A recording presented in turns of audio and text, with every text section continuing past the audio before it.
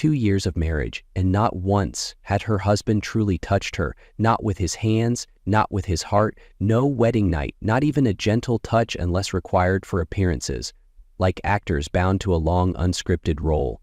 Claire Bennett had grown used to being a shadow in her own home, silent dinners, empty mornings, and a lingering quiet that settled like dust between two people who once spoke vows they barely understood. She was a freelance UX designer, immersed in a world of structure, user flow, and logical simplicity. She knew how to create clarity out of chaos. But there was no layout, no wireframe that could fix the hollow blueprint of her married life. Ethan Carter, her husband, was the CEO of Carter Systems, a man consumed by his work, calm on the outside, and locked behind walls no one could scale. Their marriage hadn't started with love, but with a promise. Before his death, her father, Thomas Bennett, had entrusted Ethan with her care, just as he once entrusted him with his company's future. Ethan agreed, so did she. But no one had asked if they were willing to fall in love. And now, as morning light spilled across glass walls and cold marble, Claire felt something shifting, a quiet ache she could no longer ignore. This wasn't living. It was waiting. For what? She wasn't sure anymore. Mornings in the villa were always quiet, so quiet Claire felt as if she existed outside of time. No footsteps, no voices, just sunlight moving slowly across the cold glass walls. She made her coffee, opened her laptop, and slipped into work, designing a user interface for a health app. The icons had to feel friendly, the fonts legible, the spacing airy and breathable. Every detail was under her control, shaped by instinct and habit. And yet, the cruel irony was this: her life had no such control. Ethan usually left before dawn and returned well after 8. Some days, the only proof of his presence was the soft thud of the front door, just enough to know he still existed. Occasionally, they attended company galas or charity dinners together. She played her part, the elegant wife, smiling just enough, nodding at the right moments. But behind the silk dresses, the heels, and the perfect red lipstick lived a woman slowly unraveling beneath the weight of being unseen. She had once told herself she could live this way, independent, self-sufficient, untouched by sentiment, but lately she wasn't so sure. Something inside her had begun to crack, like a hairline fracture in a flawless glass wall, and she knew, once it broke, nothing would be able to hold it back. Their second anniversary arrived without a word. Claire wasn't surprised. Ethan was never one for gestures, no flowers, no gifts, and certainly no romantic dinners. Still, she woke earlier than usual that morning, sitting silently by the window, watching thin beams of light stretch across the glass. She didn't cry. That part of her had long gone quiet. But deep in her chest, something stirred, faint and persistent, like an old wound that flares with the change in weather. This morning, she realized she still hoped, not for much, just a look, a moment of recognition, some quiet reminder that she still existed in his world. By late afternoon, Claire walked into the bedroom and opened the closet. Her eyes fell on the red silk dress, untouched, tag still hanging. She had bought it just after their wedding, thinking, one day he'll see me, really see me. 2 years later, the dress had never been worn. She pulled off her soft t-shirt and slipped into the dress. The silk grazed her skin like a sigh. She left her hair down, applied a touch of blush, and chose a lipstick he once said looked nice. At a product launch nearly a year ago, she never forgot that fleeting compliment. She set the dining table with care. A white linen cloth, cedar-scented candles, crystal glasses, and 2 plates of roasted chicken with ginger honey glaze. Ethan's favorite. None of it was for show. It was a quiet message. I'm still here. I'm still trying. At nearly 7 p.m., she heard the door open. His familiar footsteps echoed across the hardwood floor.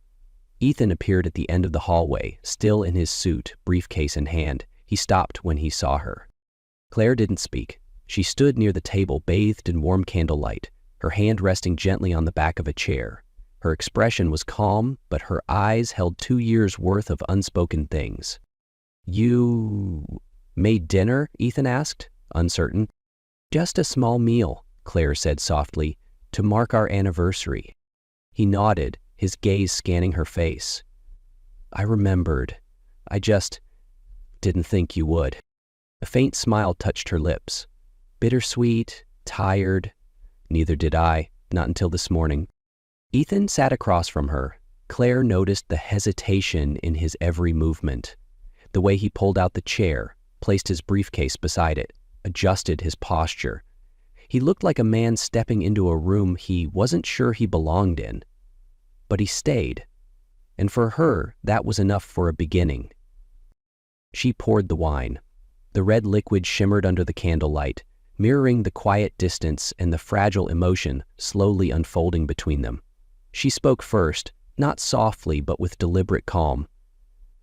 "I can't remember the last time we had dinner together." Ethan looked up from his glass, meeting her eyes. "Maybe. Christmas, our first year." Claire let out a faint smile. "It was cold that night. But not as cold as we were." She hadn't planned to say it, but once she did, she didn't regret it. She'd been silent too long. Ethan didn't flinch or grow defensive, as she might have expected. Instead, he looked at her, really looked. Not a polite glance, not a formal stare across a room full of strangers, but a quiet, steady gaze that lasted longer than it needed to, as if he were trying to read a language he'd never learned. And Claire felt seen. She wasn't stunning in the classic way, but tonight she knew she looked beautiful, in her own soft, intentional way. The red dress clung just right, candlelight danced in her eyes. But what made her glow was something deeper, the feeling of being recognized.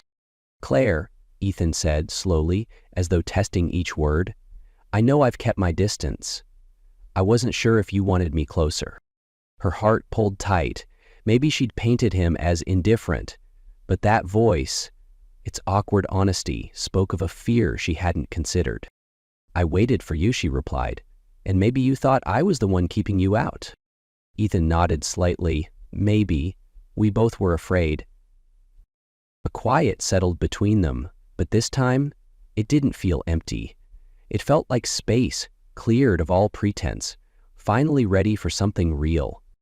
Then he looked at her again, longer, and in that gaze, there was more than just recognition. There was confusion, regret, and something like admiration.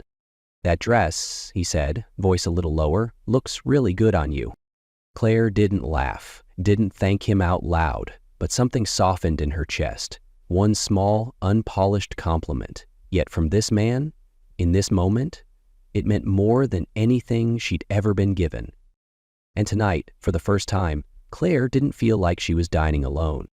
After dinner, Claire quietly began clearing the table. She didn't expect Ethan to follow, but the sound of his footsteps behind her made her pause. "Let me help." His voice wasn't loud or confident, but there was something genuine in it, enough to make her turn. She looked at him for a few seconds before nodding. It was a quiet agreement between two people just beginning to relearn how to exist beside each other. Ethan removed his jacket, rolled up his sleeves, and stood next to her at the sink. Claire handed him a towel while she washed the dishes. For the first time in what felt like forever, they stood side by side without feeling disconnected. The sound of water and the faint scent of soap formed a quiet rhythm, like the start of something slow and human. "Do you have work tomorrow?" Ethan asked, his voice casual, like they did this all the time. Claire nodded. "Yes, a new meditation app project. The client wants a minimalist design, but still warm and safe." Ethan smiled softly. "Sounds like you."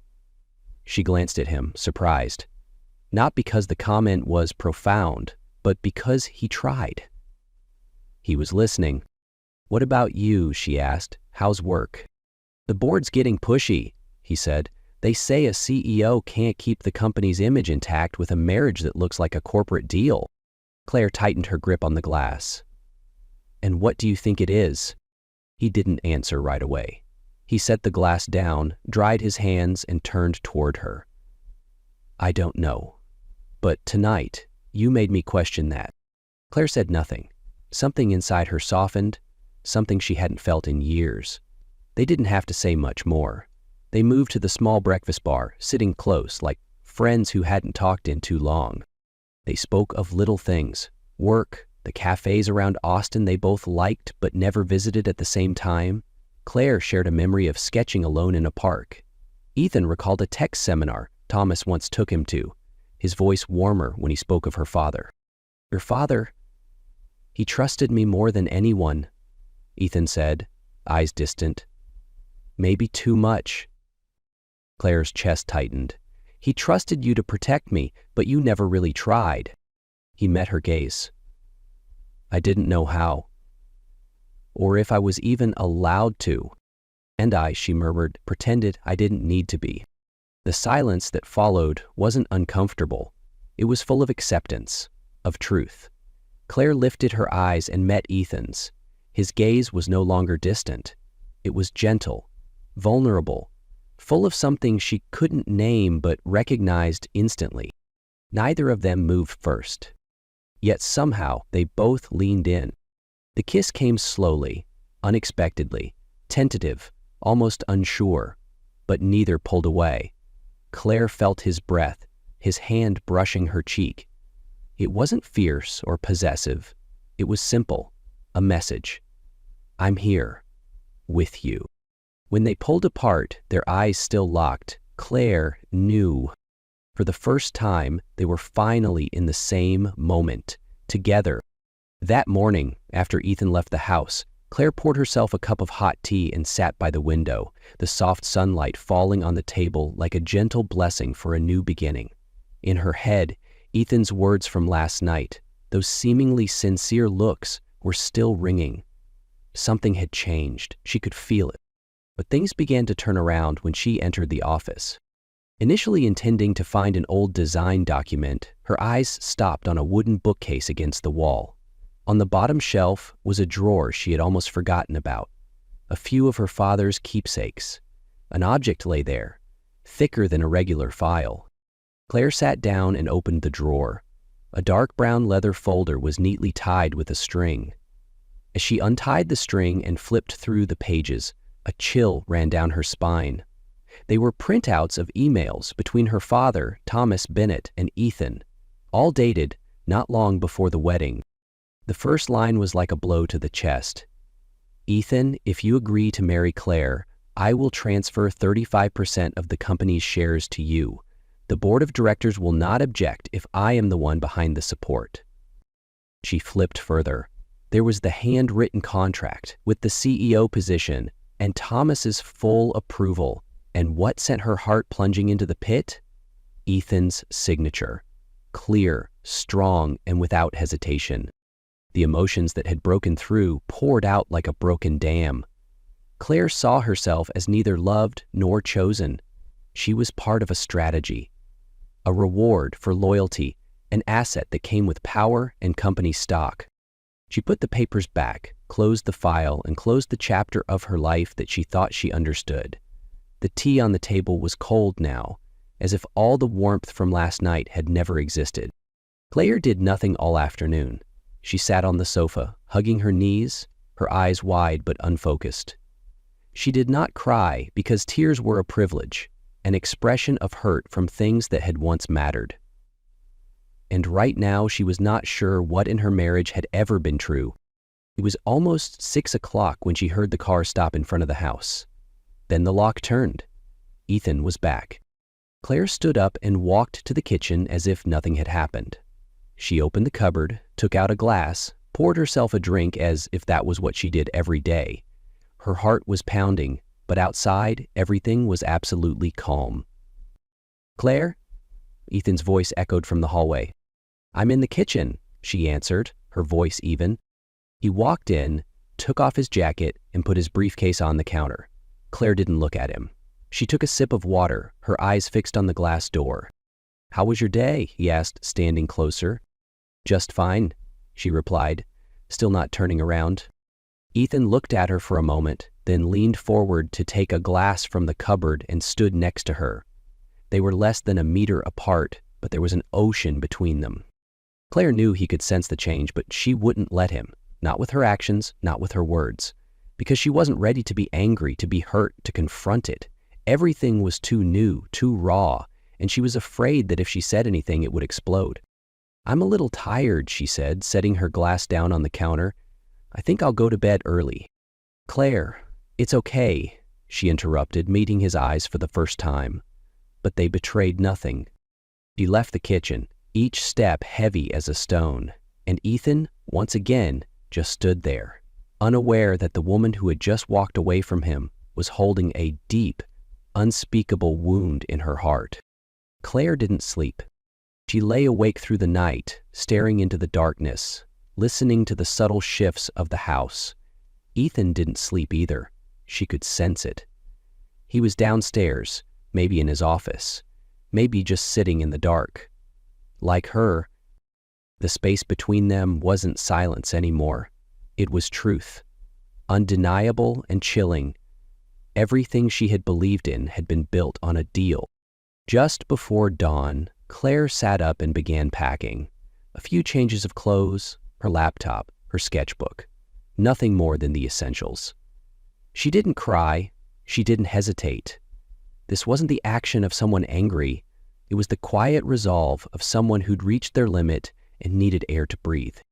On the coffee table in the living room, she left a small handwritten note. "I need time. Please don't look for me." Not because she hated him. She never had.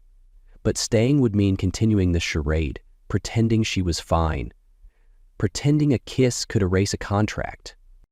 When Claire stepped out the front door, the early morning breeze swept gently through her hair. The city hadn't quite woken yet. Everything was still, and that stillness was what she needed, not to escape, but to understand what she truly wanted. She rented a small apartment on the outskirts of the city. Nothing fancy, nothing spacious, but it was private. It gave her room to think, to breathe, without his gaze or her memories pressing in on her. That first morning, Claire didn't open her laptop. She sat by the window, made coffee, and for the first time in months, opened her sketchbook. Her pencil trembled at first, unsure, but slowly, lines began to flow, shaky but real. Ideas returned, quietly at first, then stronger, steadier. Somewhere in her mind, she knew Ethan was struggling. He would find her note. He would sit in silence. He would want to come find her. But Claire had already loved him once through silence. Now she had to learn to love herself with clarity. That afternoon, her phone buzzed, a message from Ethan. "I don't know where to begin, but I'll wait." Claire stared at the screen for a long time. She didn't reply. Not out of bitterness, but because she knew sometimes love means letting the other person stand alone, to face their truth, to grow. She didn't know how far she'd go, or if she'd come back. But today, she walked away not because she was pushed, but because it was time to find what had been lost for too long. Herself. Claire didn't walk away the moment she read the papers. Though every cell in her body screamed to run, to flee the house, to escape the man who had let her live in a marriage built on silence and lies, she stayed. She sat motionless in the living room, the late afternoon sunlight casting long beams across the hardwood floor. The house was quiet, and for the first time she felt truly alone in her own life. She had endured distance for 2 years, silence, the way he looked through her rather than at her, but never, not once, had she imagined that everything had been arranged like a transaction. She didn't remember how many times she reread those emails, that contract. Each word echoed in her chest like a thunderclap. There were moments when she thought she might fall apart, but instead she walked into the kitchen, made herself tea, and sat down again. Because she didn't want to run, not this time. She had been quiet too long, waiting, enduring, hoping someone would meet her halfway. But now she knew. If she didn't speak up, didn't confront him face to face, then every attempt at love, every shattered hope would mean nothing. She sent a short message to Ethan. Meet me at the lake, 5 p.m. tomorrow. She didn't explain, didn't add anything. It was an invitation or a test. And Ethan had every right to choose whether to come or not. When Ethan arrived, Claire was already seated on the stone bench near the water, hands wrapped around a steaming cup of coffee. He approached slowly, as if afraid to disturb the stillness she carried. "Thank you for agreeing to meet," he said softly. Claire didn't look at him. Her gaze remained on the calm lake. "I'm not here for apologies. I just want to know, what were you thinking?" "When?" Ethan asked, though he already knew. "When you signed the agreement with my father." She turned to him then, her eyes no longer soft, but cold and clear, filled with the ache of knowing. Ethan sat beside her, leaving space. "I thought it was an opportunity for both of us." "For both of us?" she echoed with a bitter laugh. "You got control of the company, and what did I get? A marriage with no love? A husband who never really looked at me as a woman?" He said nothing. Claire's voice trembled, but she didn't stop. "Do you know what it feels like to be reduced to a bargaining chip? To read my father's words and see your signature beneath them? Like I was just part of the deal?" "Claire, no." She cut him off. "Today I speak, and you listen." The wind stirred around them. Leaves danced across the lake's surface. For a moment, the silence pressed between them again, thicker than any words. Finally, Ethan lifted his head. "I know I was wrong, not just for signing that agreement, but for what I did afterward, or rather, what I didn't do. I never tried to rewrite what that marriage meant." Claire's stare was sharp. "Exactly. A mistake can be forgiven, but your silence? Your emotional distance? That's what broke me." "I was afraid," he admitted. "Afraid if I got closer, you'd see who I really was. A man unworthy of being loved." Claire said nothing for a long moment. Her voice, when it came, was soft but unwavering. "I wanted to love you. Despite how we started, I tried. But I'm tired. I can't keep trying alone." Ethan nodded slowly. "I'm not asking for forgiveness. Just don't shut the door completely. I need to learn how to walk through it, for real, on my own, not on your father's terms." She stood then, adjusting the scarf on her shoulders. Before she left, she turned back once. "This is the first time you've been honest with me, Ethan, but truth that comes too late still feels like betrayal." And she walked away, leaving Ethan alone on the bench beside the lake with only the wind and his own silence for company. Claire didn't see Ethan again after the conversation at the lake. No text, no phone call. But that didn't mean she'd turned her back on him completely. Instead, she watched, from afar, silently. She'd heard the rumors from a few old friends in the media about the board of directors talking, about Ethan's marital image affecting the company's stock. A few financial papers had started running hints, questioning the noticeable absence of the CEO's wife.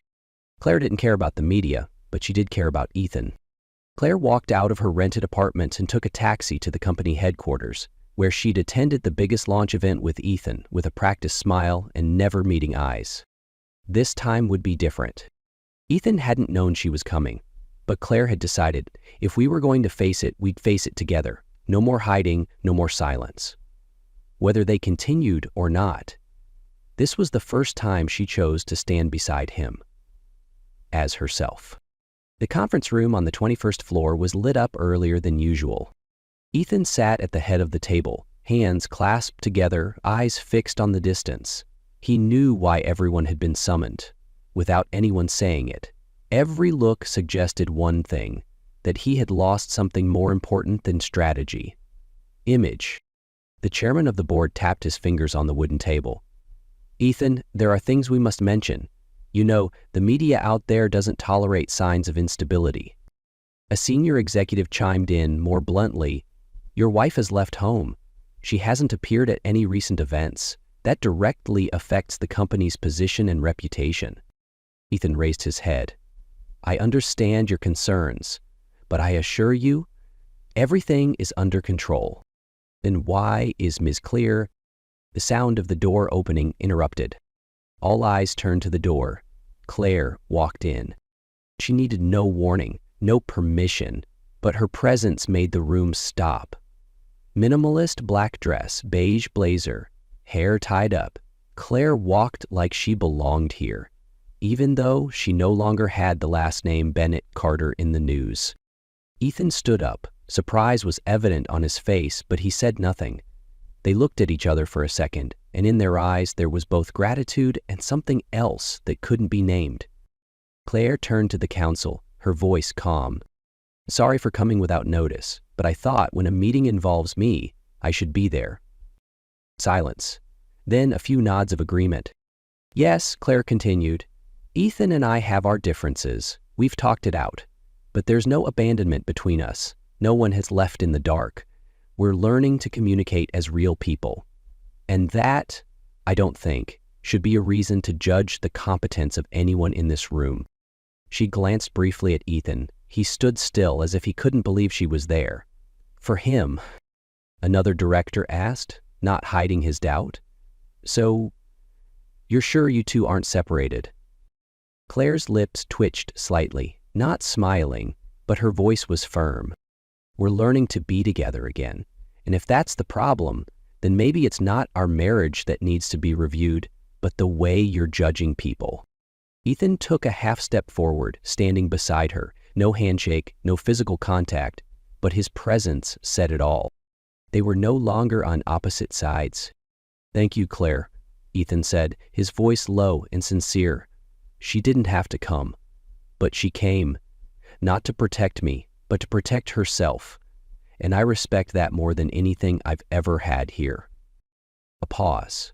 Then the chairman of the board nodded, in lieu of a final word. The meeting ended. As he left the room, Ethan followed Claire. She didn't turn around, but stopped just before the elevator. I came because I didn't want anyone else to define our relationship, she said softly. He nodded, and I didn't want to continue to define it alone. In the empty hallway, they didn't hold hands, but walking together, step by step, unhurried, was a start. They made no promises of forever, nor did they try to hide the cracks that had once broken them. But in Claire's eyes, for the first time, there was a gentleness unguarded. Ethan said nothing, just quietly placed a cup of tea beside the sketch she was drawing. Everything was beginning again, from the smallest things. A glance that didn't look away, a question that didn't fear the answer, and this time they weren't walking toward each other because of a past promise, but because they had finally learned how to love in the most honest way possible.